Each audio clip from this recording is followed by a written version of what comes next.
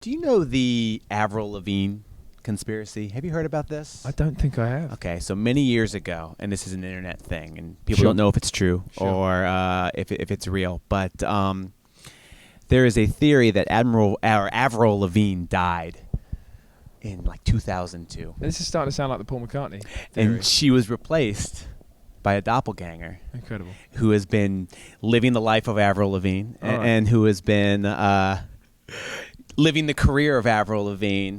And I just want to know, am I check it talking out. to James Bay or I am I found- talking to the James Bay doppelganger? It's, Is James Bay dead? I maybe I prefer that idea that I'm some sort of new robot. that could be great. Really smart robot. Really like. No, this is actually me. Okay, this is, good, This good, is good, genuinely good. me. But That's our proper introduction right there. James Bay joining us. It's good to see you. it's nice to see you. It's nice to be back in all of this and, Yeah. and new music on the way and everything. Yeah. Let's talk about that new music. I've read a little bit about it, and I'm very, very excited about some of the things that I've heard. One of which, and I hope you're okay, is it. you said you were treading in dark waters. Yeah. What does that mean? I think it treading darker waters, it's a figure of speech on the one hand, but it's I suppose it's a metaphor for the other things that I said next to that line, which is just trying to push my own boundaries and, go to more unexpected places for myself artistically, to surprise people, to keep people on their toes, to keep myself on my toes, and keep it exciting. I think that's the golden rule. I hear words like that, and that makes sense to me. But I was wondering if you could be more specific. Like, what does it mean for James Bay to push your boundaries? Does that mean Sure. you've went out and you've made a ska album, or Right, Well, right. yeah? What does it mean? It's not a ska record, but I'm sorry to hear. I'm with you. Good example.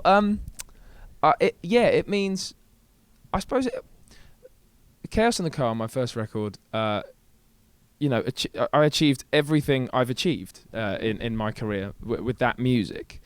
So I will never take that for granted. But I feel like it's my duty, like it is any artist's duty, to, like I say, evolve. Yeah. And develop and turn the page and start a new chapter, and that, I make music. So the point would be to not make music that sounds too or particularly similar to that first chapter of my career. And so one of the more obvious ways and more specific ways maybe to talk about how I've done that is to say that while on Chaos and the Calm you've got everyone from Bruce Springsteen to Ryan Adams to Kings of Leon, say Ray LaMontagne, acts like that really inspired that music that I made there. This time round, I was discovering new influences, and I was also taking even older influences of mine that I'd always loved, like, say, Prince and Michael Jackson's music I've loved since I was a kid, and then new stuff like LCD Sound System inspirations, Frank Ocean stuff, Blondie, The Strokes, other music that doesn't necessarily relate directly to the Chaos and the Car music, and I was letting it feed into the new music I was making, and that was the most refreshing and exciting thing to do for me as an artist. And like I say, I think that's a duty that I have, especially in pop music. It's way more fun and interesting to switch it up. Were you able to find that within yourself, the ability to push yourself? A lot of times artists do that, but they do it with the help of maybe a new producer, Right. recording in a new location, Yeah. something like that. How did you push yourself? Those things were quite obvious. It was obvious to me that I needed to go to those places as well.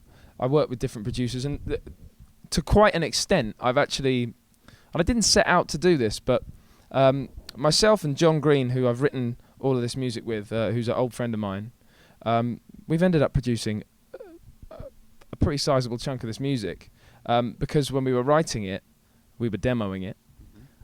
What is a demo these days? In this case, it turned out to be that all the demos became the record.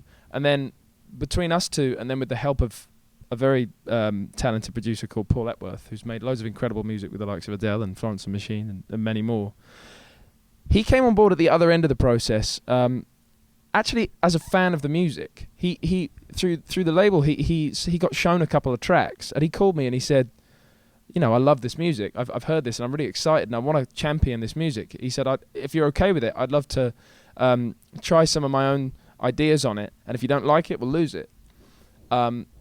he said, but I'm just a big fan, and I know you got a bit of time on your hands. This was earlier last year in 2017, and so yeah, he came on board towards the end there, got involved, and became an integral part of the process.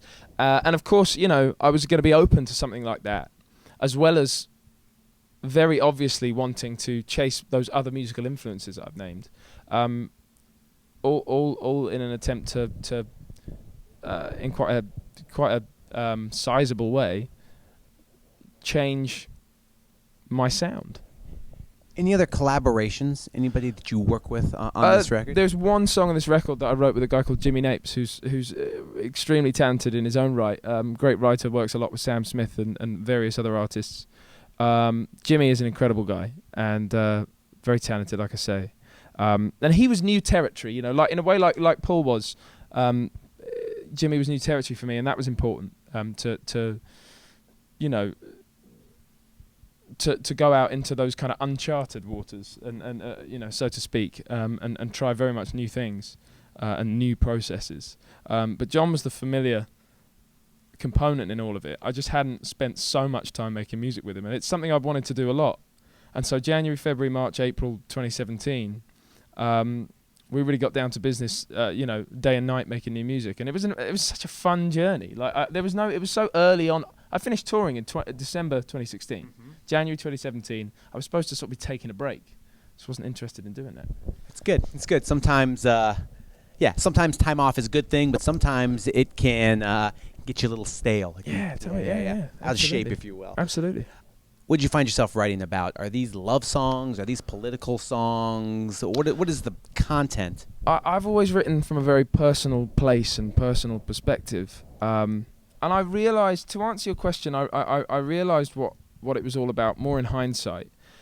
Because I went from coming off tour to diving into making new music so quickly, it was all, it was very natural. It kind of flowed through me in such a way that at the time it feels like I wasn't overthinking what I was writing about.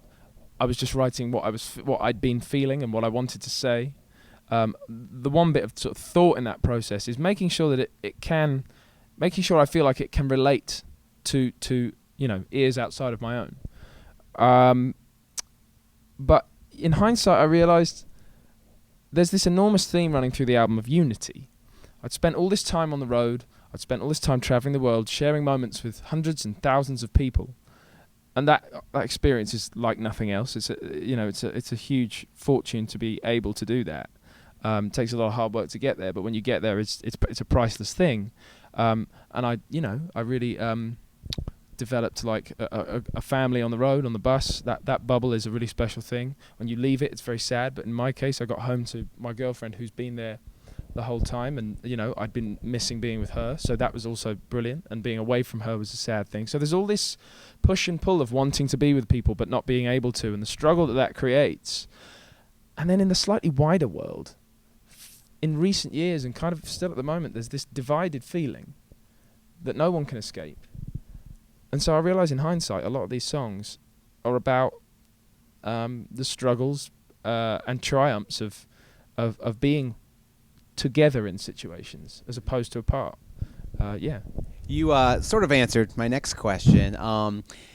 When you have the success that you had with the last record, and you write from a personal place, and you go in to write songs for a new record, it's tough to write songs, or it seems like it would be tough to write songs that relate to everybody else listening, because your experiences have not been experiences that most other people can relate to. So when you're writing about stuff, again, that's just got to be a tough thing to do. But it sounds like you found some common ground with the relationship, with everything that's been happening in the world. It's so crazy. And I like that.